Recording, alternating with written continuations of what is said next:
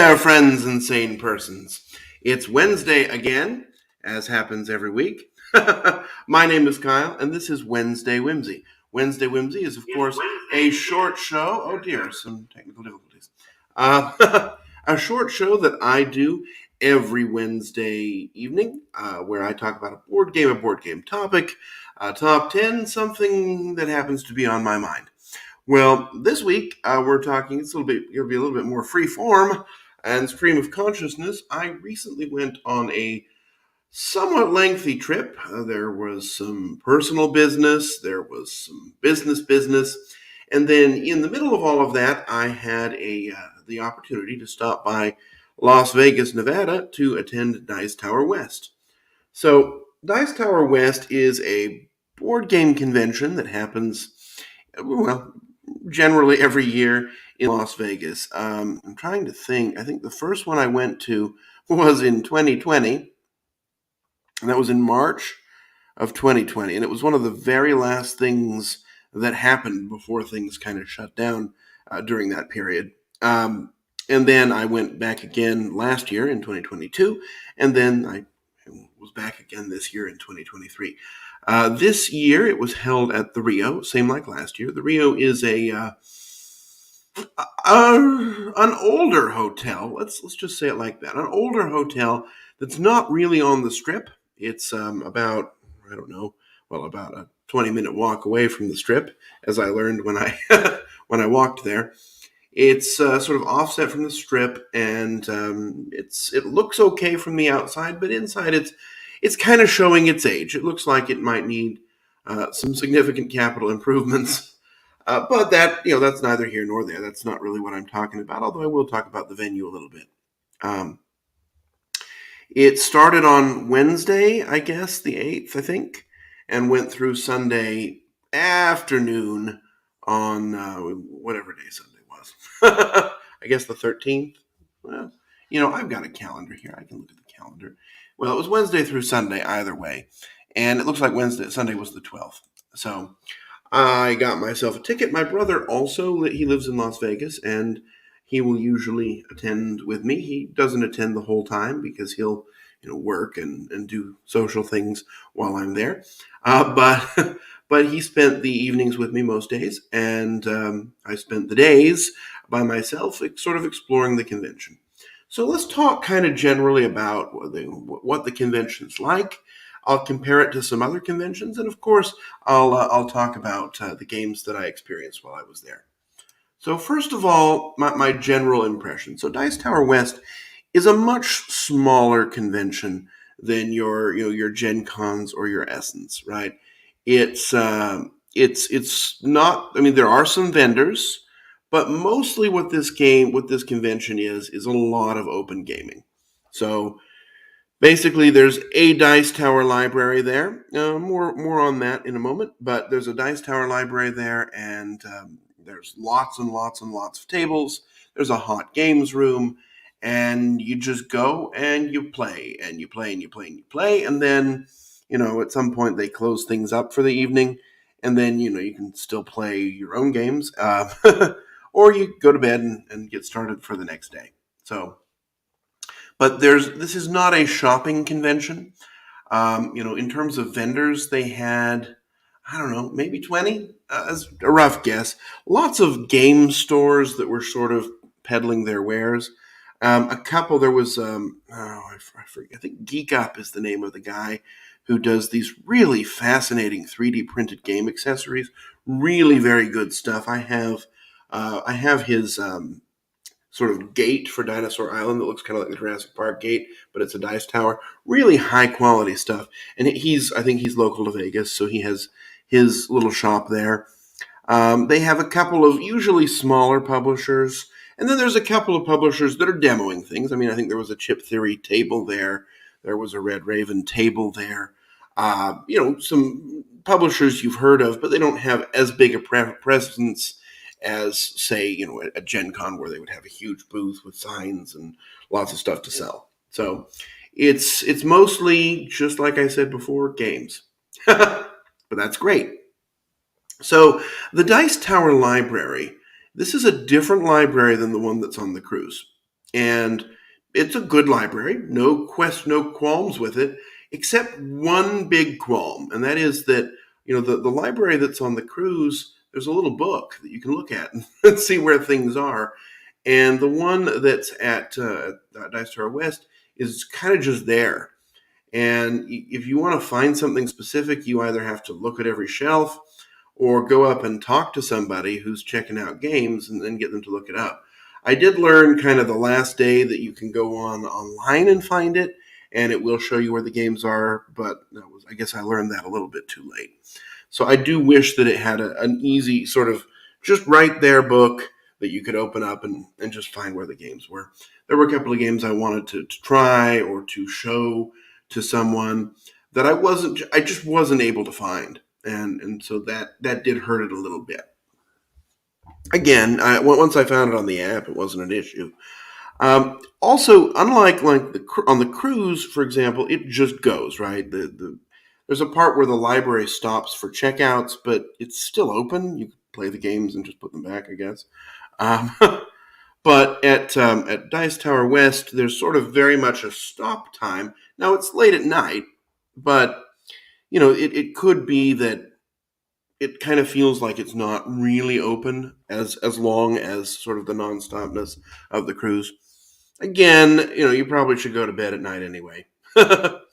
So let's talk about the venue. I mentioned that the Rio is kind of showing its age. I'm not really a casino fan. Now, I will tell you, they had it at the Westgate before. That was the first year I went, was in 2020 at the Westgate. And the Westgate is an absolute dump. I mean, there is nothing to eat there. There is nothing nearby. It's difficult to get into with a car. It's, if you're meeting somebody or waiting for an Uber, it's an absolute dive.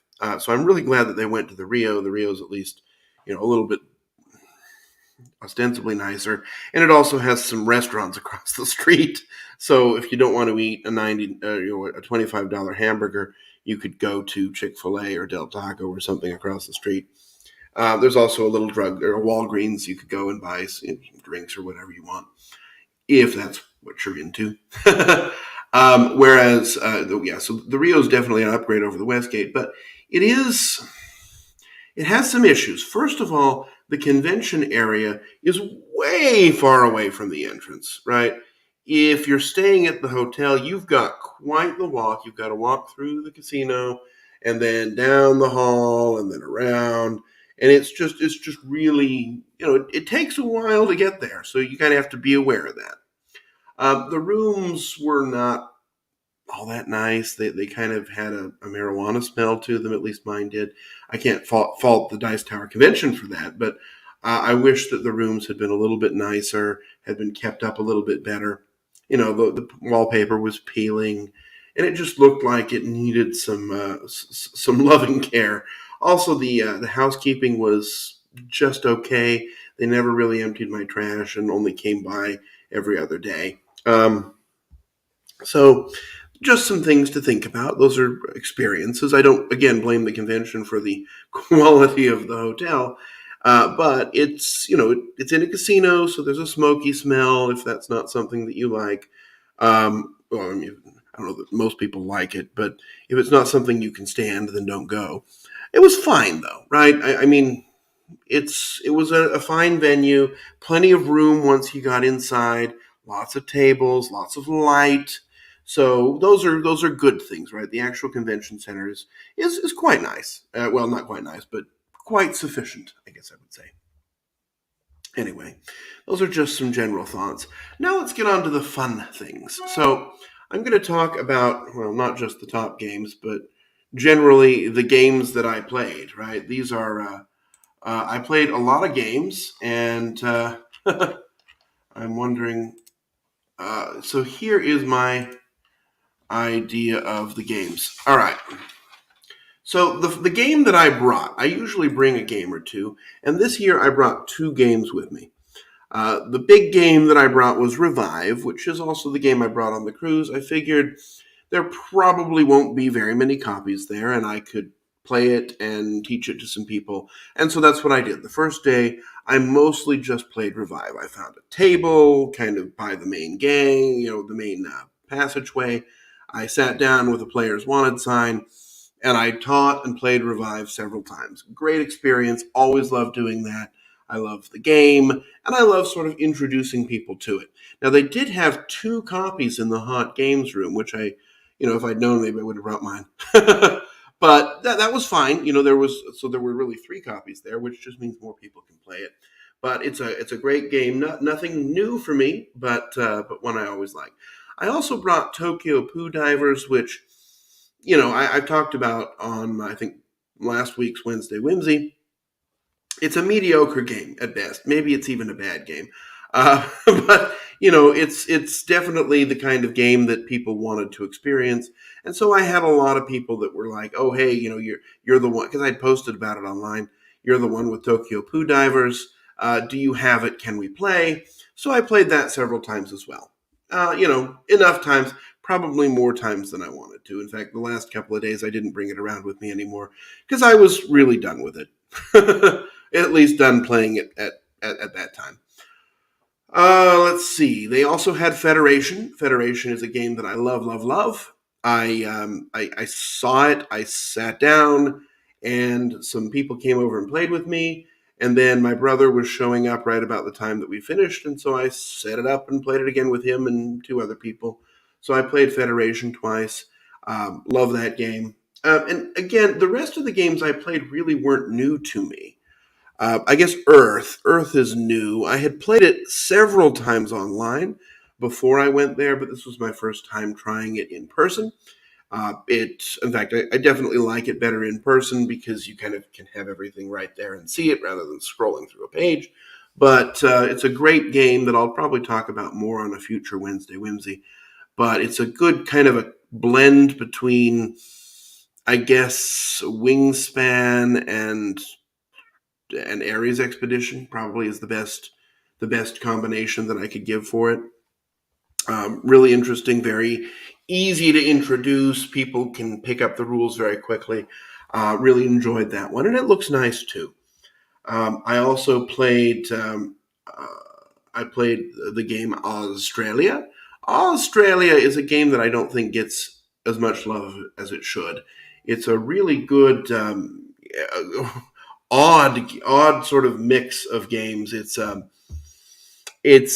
farming game, like you're farming and route building in Australia, and then all of a sudden Cthulhu shows up, and so you've basically got a certain time before the game kicks in and stuff starts happening where you've got to kind of build up your infrastructure so that you're able to fight against the monsters when they eventually show up. So it's a very interesting game that I just don't know that people talk about as much as they should.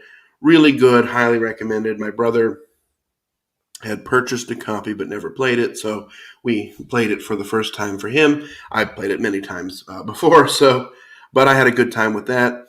We played another round of Cthulhu Death May Die. Just a great, fun, easy cooperative game. When I say easy, I mean the rules are easy. You just jump in and play, and you don't need to worry about, am I doing everything right? It's just sort of the game. It's a game you jump into and play rather than dealing with, technicalities. I always find that we win or lose by 1 or 2 turns, so it's always a great experience. I think it's a good balance in a cooperative game. It's just not a hard game to play. It's a hard game to win, easy game to play. We also played a game of Eldritch Horror. That's an older game, of course. Always a fun one. Definitely, theme first, rules second.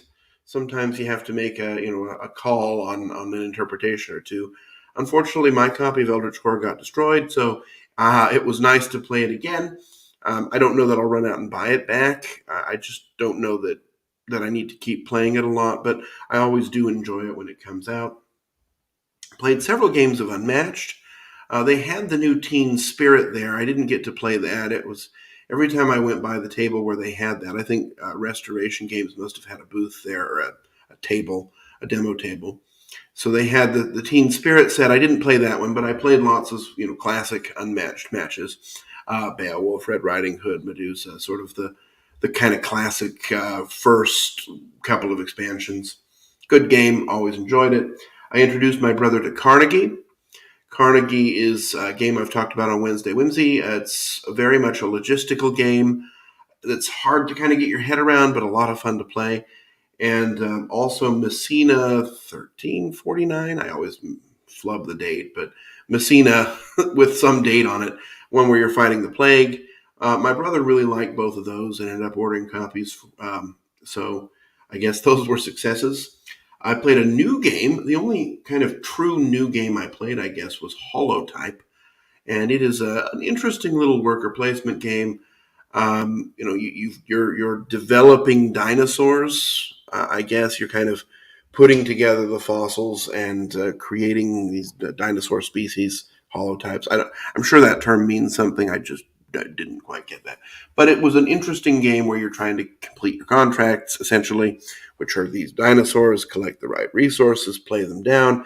And it has an interesting mechanism where there are global goals, like have 2 purple dinosaurs out, and then whoever jumps in and snatches that first is going to get the points for it.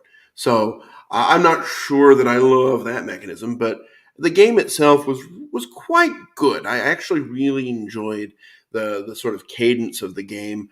A nice way to do worker placement and a pleasant surprise. I ended up picking up a copy of that one. We also played Hadrian's Wall. Again, that was with my brother. It was his first time. And so it was, he had purchased a copy but never played it. That kind of happens a lot. Because, it happens to me too. It happens to lots of people. But it's just, sometimes he has a list of things that he wants to try when I'm around because I'm a good person to play games with, I guess. And I taught him Underwater Cities. And but mostly, I think the game I played the most was Earth. I played Earth a lot, several times, and I played Federation twice. But I always play Federation twice. It seems I don't have my own copy yet. I ordered one. I hope it'll show up soon. And then Revive. Revive is a perennial classic. My number 2 game from last year. So anyway, those were the games that I played, and so there you have that. So let's just sort of think about the convention experience, right? I like Dice Tower West. I like conventions with no pressure, and that's what this is. That's sort of the best thing about it is it's kind of like the cruise in that there's no pressure. You don't really have a schedule. There were things, shows or panels or things to attend, but I didn't go to those. I just went and played games, and that's a great thing to do. I also, took a night off on Saturday and went with my sister to go see the drag race show at the Flamingo. That was quite fun, not really a convention-related experience, but I was in Las Vegas. She wanted to see it. I wanted to see it, so we went. And would I go back? Yeah, I'd go back to Dice Tower West. It's a good convention to go to if you want to keep things casual. Also, Las Vegas is an easy city for me to visit because I have lots of family there. And that's where I grew up. So, it's one that I go back to again and again. It's my first time going without Victor. Victor's usually still here from the cruise, and sadly he went home a little bit before Dice Tower West, just scheduling issues, I guess. But anyway, there you have it. I give Dice Tower West a great big thumbs up. I enjoy it a lot, and I always love playing games. So again, this today's episode was a little bit rambling, but then again, that's just I guess sort of my theme here, a little whimsy in your Wednesday. Anyway, we'll do something more structured next week, I'm sure. But until then, I'll wish you safe travels, courage when you need it, and I sure hope I will see you back again soon on another episode of Wednesday Whimsy. Bye-bye.